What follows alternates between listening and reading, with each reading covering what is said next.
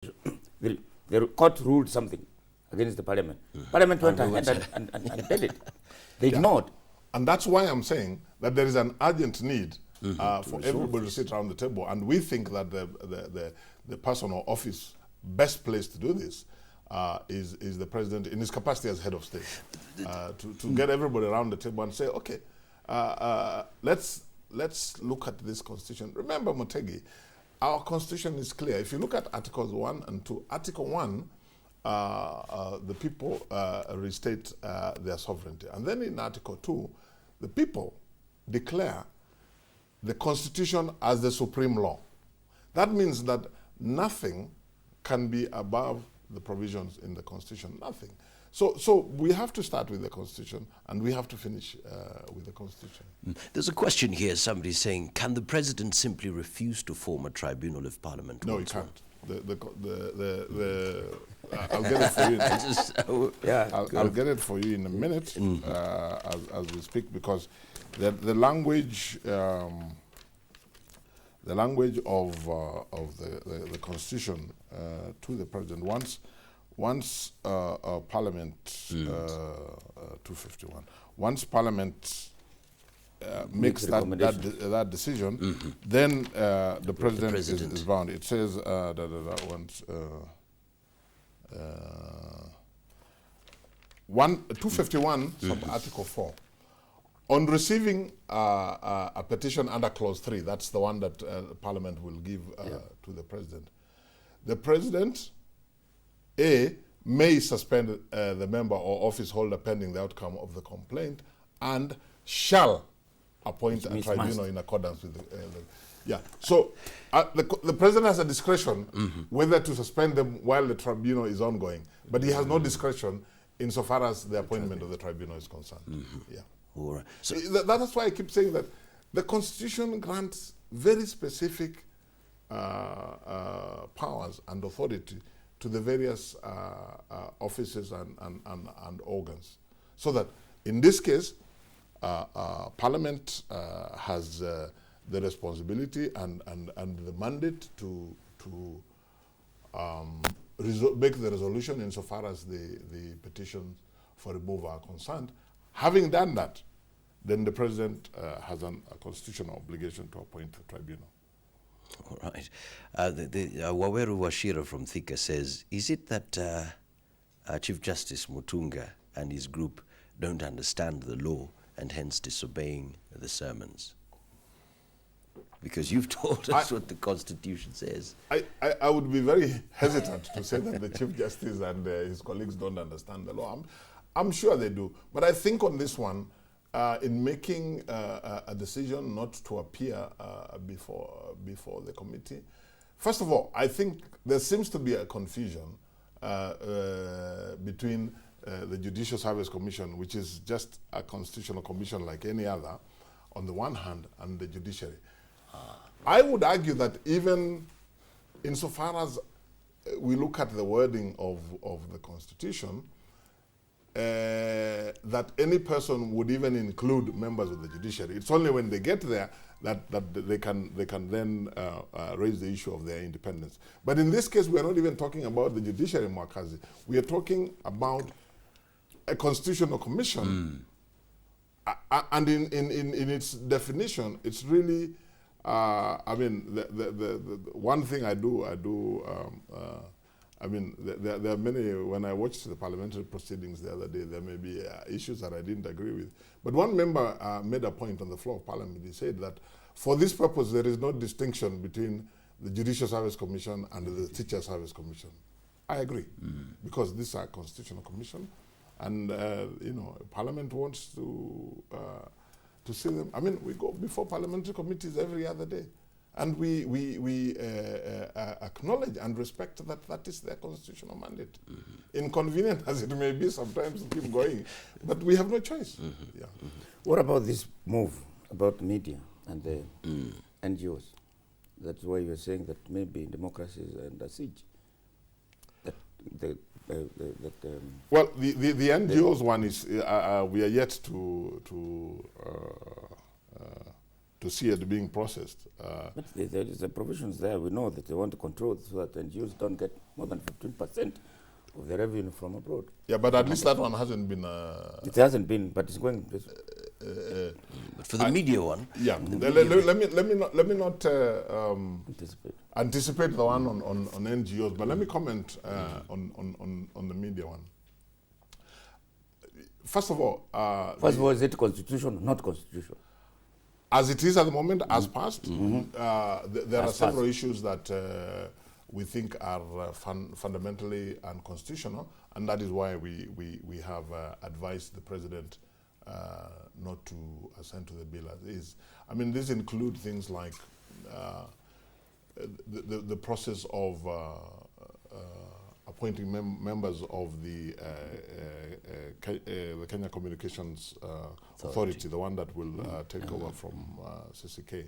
Because Article 34 of the Constitution is very clear that this authority must be independent of both of governmental and commercial control. Now, the way that the bill is worded, in our view, violates, because governmental control includes not just the executive; it also includes parliament. So that and at the end of the day, it's a question of independence. Yeah. We have no problem if parliament is part of the process of appointing members of the authority, as long as, in that case, then they have security of tenure, so that nobody, neither the executive nor parliament, can use the threat of removing them in order to be able to control them. Then it will defeat the purpose. Representation of the panel that will make this appointment must be across the board, because one of the points that we are making, the freedom of media under the Constitution, is not freedom given to you people. It's freedom given to all of us as Kenyans. You need that freedom on our behalf.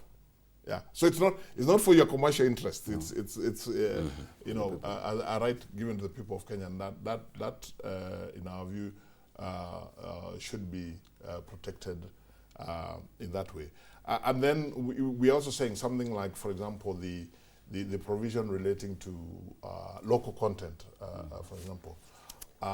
We don't think that this should be the subject matter of statutory provision. This should be a matter of policy, and that policy is then linked to licensing, so that the licensing authority can say, we are giving you a license, and these are the terms of that particular license.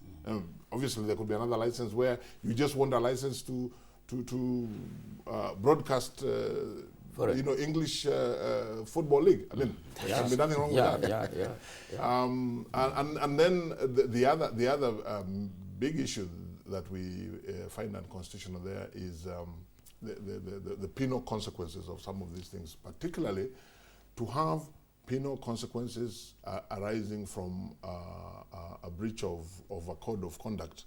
That is problematic, because a code of conduct in its very nature is not, penal consequences ordinarily follow very specific criminal provisions, not general guidelines in a code of conduct in terms of how you behave. Yeah, how you behave, because it's ethics. That's ethics. It's ethics. It gets very difficult. So those are the issues that some of the issues that we have raised. We are aware that media industry has additional issues, because we have engaged with them, and we agreed with both the Ministry of Information, Communications and Technology on the one hand, and the media industry on the other, that as CIC we will concern ourselves on the constitutional issues, but respect the right of the media issues to raise other issues that may be policy and commercial issues. Right. Just generally speaking, looking at even the issue with the Judicial Service Commission, Parliament, the media bill, we see one victim here, the Constitution. Yes. For instance, even when we talk about the media bill, you're talking about some provisions of that particular bill are absolutely unconstitutional. absolutely. But we had Jamle Kamau, Kigumo Member of Parliament, saying the bill is clean, clear, and constitutional. So you wonder, are we reading from a different script? It's the same constitution, for not crying out loud. Okay, let me say this, Mwakazi. You know, some of the issues that we are referring to, not necessarily the ones relating to the media bill or the what we are calling the kicker bill, but other issues that we are discussing just now on the constitution. Some of them to me are crystal clear. But I am the first to accept that it may be possible that we could have genuine differences in our reading of the Constitution. That is in the nature of a document like the Constitution. But my position always has been, in that case, the Constitution provides us with the mechanism on how we resolve that. So we're back again to the issue of the judiciary. Yeah. Our Constitution, Mwakazi, is about institutions, it's about processes. If we respect those institutions and those processes, then I think we will solve all our problems. The difficulty comes if we fail to respect those institutions and those processes. I have had I've had several conversations with the Honorable Jamle Kamau, who's my good friend, and he's one of the MPs that I find easy to talk to. I mean, whenever I have conversations with him, I feel that they're adding value.